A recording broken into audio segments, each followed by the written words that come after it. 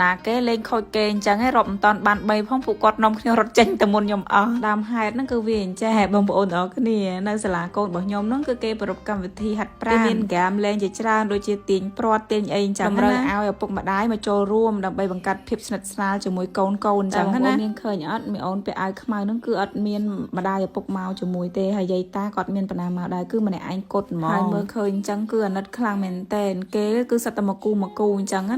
ដល់ពេលគាត់នៅម្នាក់ឯងហើយទៅអ្នកគ្រូក៏គាត់សុំថាខ្ញុំទៅ2នាក់អញ្ចឹងគឺសុំឲ្យខ្ញុំគឺសហការមួយមីអូនអញ្ចឹងណាដំបូងខ្ញុំស្មានតែមីអូនក៏អត់តាមខ្ញុំតើព្រោះអីដោយសារតែអត់ដែរស្គាល់គ្នាអញ្ចឹងណាមានណាគ្រាន់តែលើគ្រូនិយាយអញ្ចឹងទឹកមុខប្រែ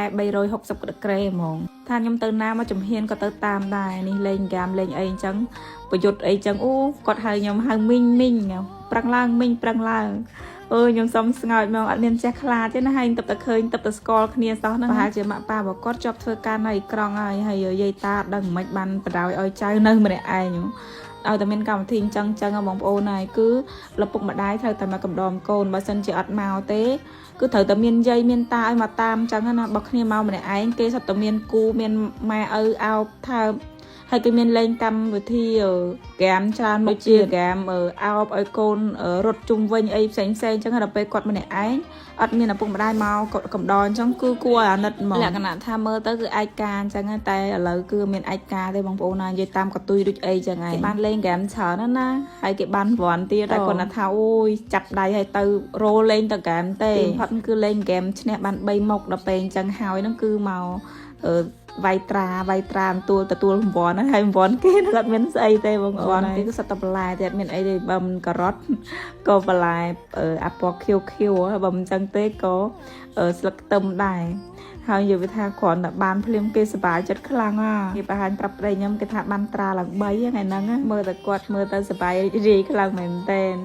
ទីមផុតកម្មវិធីហ្នឹងក៏ត្រូវបានបញ្ចប់ដោយភាពរីករាយត្រិតរបស់ខ្ញុំក៏គេបានវ័នដែរគេបានវាយត្រាឡើង3ដែរប៉ារបស់គេកំដររហូតហើយវ័នអត់មានអីទេគឺបានការ៉ុតគ្រាន់តែបានការ៉ុតភ្លាមទៅថាម៉ាក់អើយទៅផ្ទះវិញធ្វើបាយឆាយគាត់ហូបអញ្ចឹងហើយខ្ញុំក៏ឆ្លៀតមកបេះបន្លែនៅក្រៅផ្ទះបន្តិចតួចដើម្បីរៀបចំធ្វើម្ហូបអញ្ចឹងណាអូនិយាយពីថាគាត់ចង់ហូបបាយឆាមួយថ្ងៃហើយខ្ញុំចេះតែលេះរហូតហ្នឹងខ្ញុំរវល់មកជុំឲ្យងុំខែល្ងាផងគឺអត់ចង់ចូលចក្រានលៀងរបស់របរធ្វើម្ហូបគឺខ្ជិលហ្មងតែកូនសំណពោច្រើនដងហើយហ្នឹងគាត់ចេញរៀនមុនម៉ោងទៀតអញ្ចឹងហើយខ្ញុំក៏ឆ្លៀតធ្វើម្ហូបឲ្យគាត់តិចទៅកូនគឺចូលចិត្តបាយឆាដែលខ្ញុំឆាណាប្រើយាយអីធ្វើយាយថាគាត់មិនចាស់ធ្វើទេ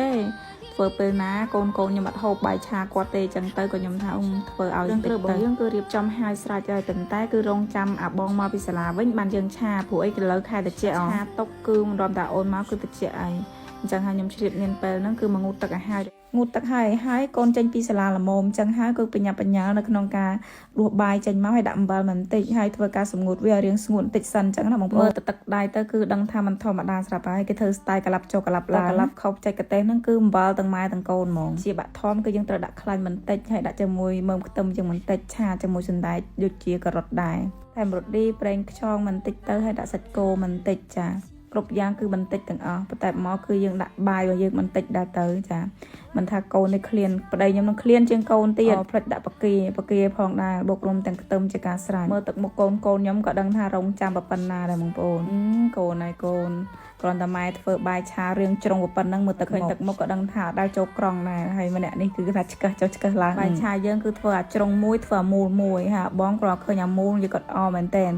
តែមើលទឹកមុខម្នាក់ស្រីនេះចាមានការអន់ចិត្តភ្លាមតែម្ដងអញ្ចឹងហើយដូរដាក់អាមូលទាំងពីរនេះដោយសារឃើញអាមូលហ្នឹងគឺច្រើនជាងអាជ្រុងអញ្ចឹងមិនថាបងប្អូនអើយចាំបាច់អីមានលុយច្រើនអីធំដុំទេបានមានក្តីសុខ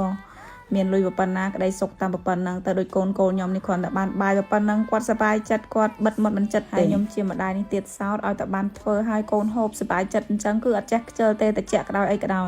ក៏ប្រឹងធ្វើឲ្យដែរមើលបងអូនហើយឈោផងអង្គុយផងខ្លាចហូបខូចទម្រង់របស់បាយគ្រាន់តែឃើញកូនហូបក៏មានក្តីសុខដែរហើយវីដេអូចាញ់លេខរបស់ខ្ញុំថ្ងៃហ្នឹងក៏មានតែប៉ុណ្្នឹងដែរអរគុណបងខ្លាំងមែនតើតែងតែស្រឡាញ់ចូលចិត្តនៅវីដេអូរបស់ខ្ញុំចាំជួបគ្នានៅវីដេអូក្រោយទៀត Skinny បងប្អូនគឺជាប្រភេទសម្រក់គ្រាប់ធញ្ញជាតិដែលជួយសម្រួលទៅដល់ការបន្តបង់សម្រួលដល់សម្ពាធវ័យដែលសំខាន់ Skinny គឺជាប្រភេទសម្រក់មួយយ៉ាងដែលធ្វើឲ្យយើងស្រក់គីឡូបែបធម្មជាតិស្រក់ម្ដងតិចដោយអត់ដឹងខ្លួនជាពិសេស Skinny គឺជួយទៅដុត ជាតិខ្លាញ់ដែលនៅក្នុងខ្លួនយើងដូចជានៅកន្លែងត្រង់ក្បាលពោះដើមដៃកន្លែងផ្លូវដែលកន្លែងណាមានខ្លាញ់ច្រើនគឺទៅជួយដុតនៅកន្លែងហ្នឹងគឺមានគ្រាប់ចំណុចទូចបែបនេះបងប្អូនទាំងអស់គ្នាហើយក្នុងមួយទីបរបស់វាគឺមានដល់ទៅ30គ្រាប់ដែលធ្វើឲ្យយើងអាចញ៉ាំបានរហូតដល់ទៅ1ខែហើយតែជនភេទច្រើនគឺតែតែសួរថា skinny គឺញ៉ាំពេលណាបងប្អូន skinny គឺញ៉ាំពេលយប់មុនពេលចូលគេញ៉ាំត្រឹមតែ1គ្រាប់ជាមួយនឹងទឹកក្តៅអ៊ុនៗគឺជាការស្រាស្តុកនៅឯខ្មែរឥឡូវហ្នឹងគឺមានស្តុកបងប្អូនអាចធ្វើការកម្មង់បានណាបងប្អូនទាំងអស់គ្នា